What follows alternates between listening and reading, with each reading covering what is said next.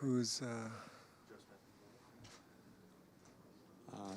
Do you have any update on Kucherov, and how big of a blow was it to lose him early in the game?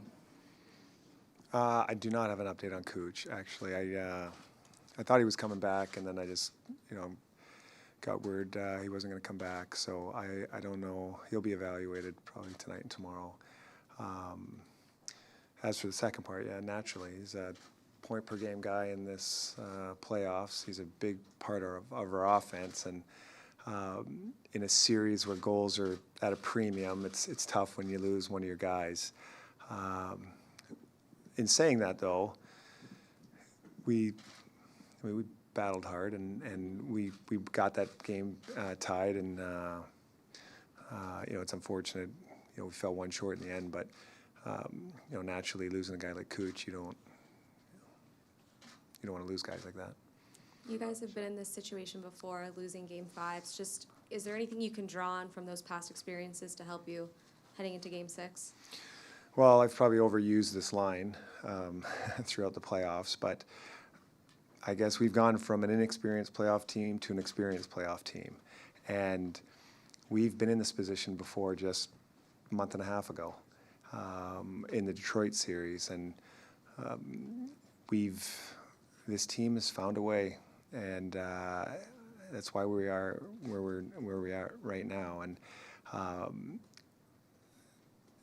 I think we've been in so many different situations in this playoffs, whether we've been up 3-2 or down 3-2. We've gone through these now, and so people can't sit here and say, well, the inexperienced Lightning. I think we're the gamer Lightning. These guys have gamed out this playoffs, and I expect nothing less than Game 6 in Chicago. Do you feel like your team tonight was a little bit of a victim of bad luck in terms of Crawford turns the puck over, it goes right to Kucherov, puck doesn't bounce the right way, it misses the net, he gets hurt, and then Bishop, he loses the puck, but it bounces right to Sharp for a goal. Do you feel like that may have been the difference in the game a little bit there? I never really looked at it that way, but in saying that, yeah, that does kind of suck. When this is 5 one-goal games, and so the margin of error on both teams is minimal. And you look at what happened to Bish and Hetty today, and those two guys aren't trying to make that happen. That was just an unfortunate incident, ended up in our net. And I sit and think back to Game 4, and Stammer's got an open net, and somehow it hits Seabrook's stick. It's the old cliche of the game of inches. But we've gotten some of those breaks sometimes before. You just got to make them, and we can't sit here and say, "Oh, poor us." Like, we're the last team that's going to sit there and say that. You make your own breaks, and these guys have been gaming games out through this whole playoffs, and I feel bad for them in a sense that I think they've deserved a little bit better than what we're sitting now. But the one thing we're still alive. Like, we're not out. This isn't the press conference to say we're done. And I don't know. I think there's happy days ahead for us. We got to push through this. John, when it came time to settle on a starting goalie, was it difficult to go with Bish? Or? Oh, absolutely not.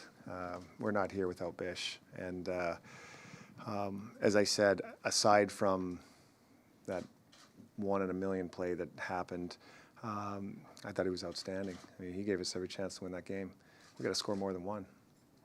John, did you talk to Bishop or Edmund after the first period just to see their mindset about what happened in the first? No, I'm not a big guy on dwelling on situations like that. If I look back at my 2 years here, that's not the only time that kind of a funky goal's gone in on us. And but we talked about how we have to readjust our game. Because Chicago is probably the first time in the series, they took it to us at the start of the game. But I thought we weathered the storm, and we're down 1-0 on a fluky goal, but we hadn't really given them too much, and that was our focus. Was okay, everything's fine, but where's our push? And I thought we had a great push in the second. It was unfortunate we only could get one, but Hetty and Bish. They're the last guys I have to worry about. They've been phenomenal for us all year, and they both rose to the occasion. We just, as a team, we fell one short. Coop, these last two games, same results, one goal, and yet your team looked the way Chicago looked tonight in Game 4, the way you were clogging the lanes, the way they were checking and keeping the Chicago Blackhawks wide, away from the net, hard chances to score. Have we settled down to this now, Game 6 and 7, where you'd like to open it up, you'd like to skate, but the game doesn't prohibit it, or it prohibits it? I don't know. This is, to me, this series has been the expect the unexpected, and those are two exceptional hockey teams out there. The pace is really, really fast, and you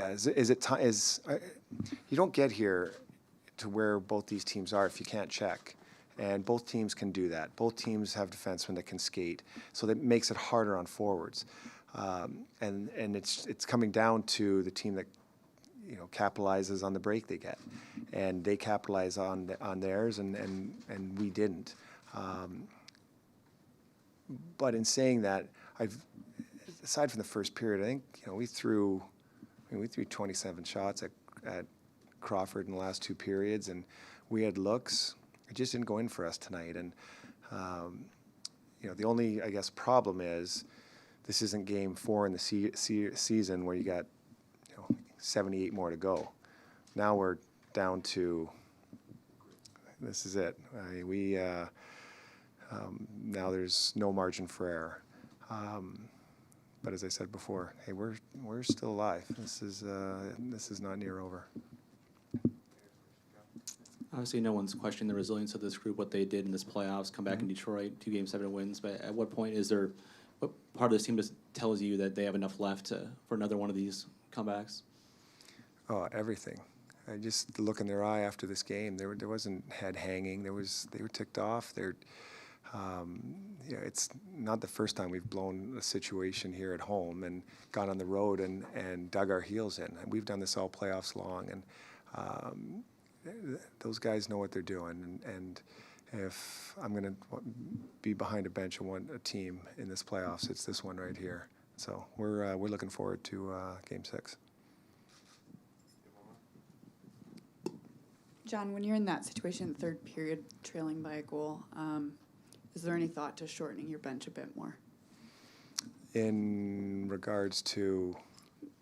It seemed like there was at least a long stretch where Stamkos, could have been out there and he wasn't, and maybe going more to a deep area. I don't know. Like, you have to understand.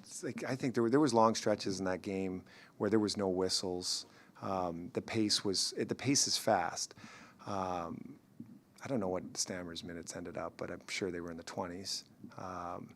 But at some point, you've got to, you just can't keep playing the same guy over and over, because then they become ineffective. But our top players are getting the minutes. It's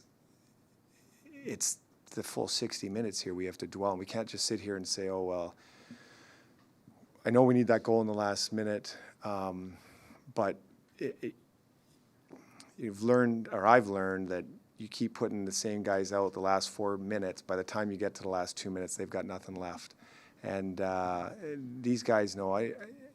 We know when they're ready. They tell me when they're ready to go back out.